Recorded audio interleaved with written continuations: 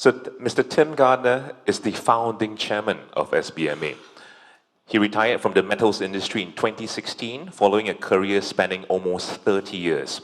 He managed the global precious and base metal sales and trading operations for Mitsui & Co. Limited, JP Morgan, and Toronto Dominion Bank. He worked in London, Singapore, Toronto, and New York.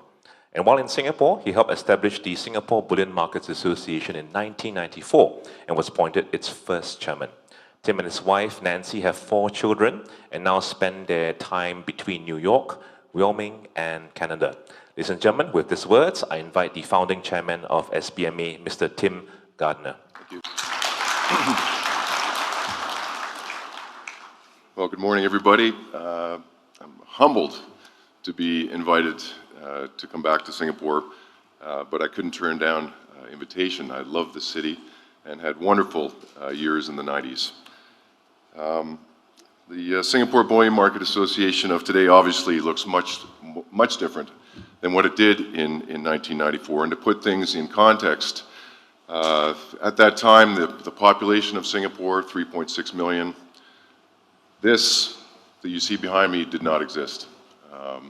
I find, though, that Singapore has a lot of things that are very much the same than they were in the 90s. People say, oh, things must be so different. A lot of things are the same, and that is this continuity within Singapore, I think, is one of the reasons for its continued success.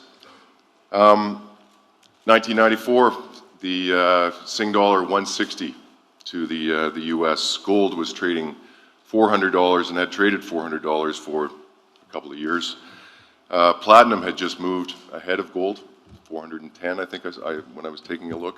Silver just could not get above $5. We didn't know what was going to happen with silver, and the dog of the precious metals world was palladium, trading at $150. With, if you wanted to borrow it, it was there. It was there, no problem at all. I actually started my precious metals career rather late.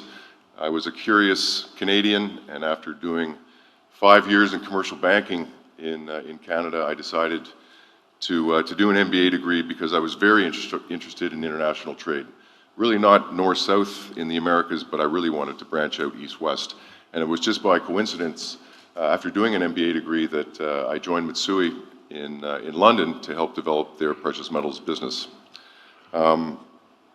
I got the opportunity to move to Asia when I was tapped on the shoulder by JP Morgan. Their business in this part of the world was a little bit disorganized, and I was asked to come here and try to generate some real business for JP Morgan, who was doing well in other parts of the world. But in those days, Singapore was not on the map when it came to metals trading. Yes, there were a couple of entities that were here, but it was Hong Kong, it was Tokyo, and it was Sydney.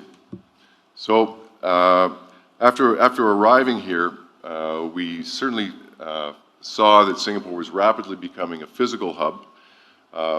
There was really no organization among the entities, but of course, Singapore, being Singapore, had put some initiatives in place to allow to get banks to move their trading operations here.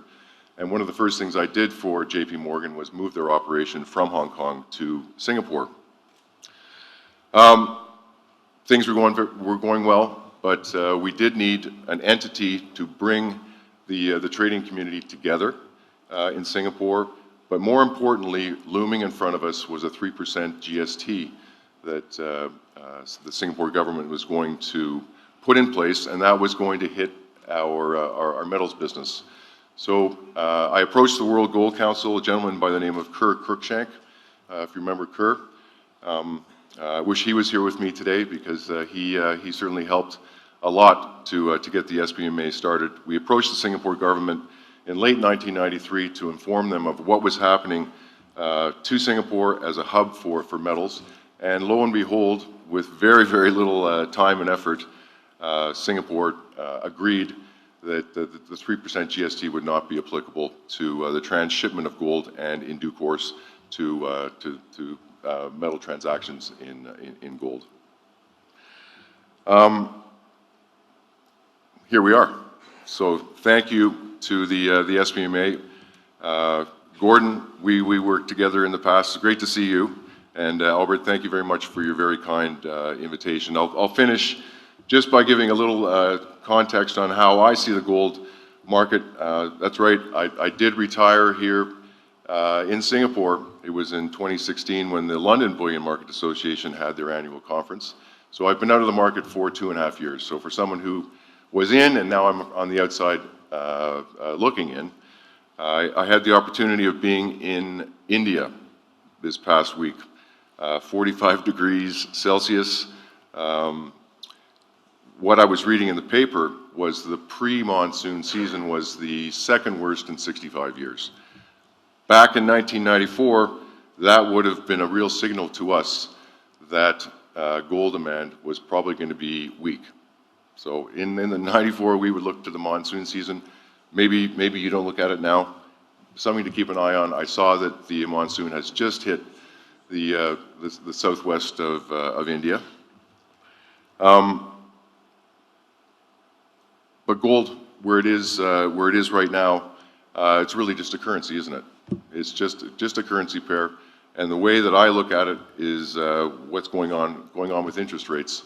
Back in 1994, the US dollar 10-year rate was 5.75%.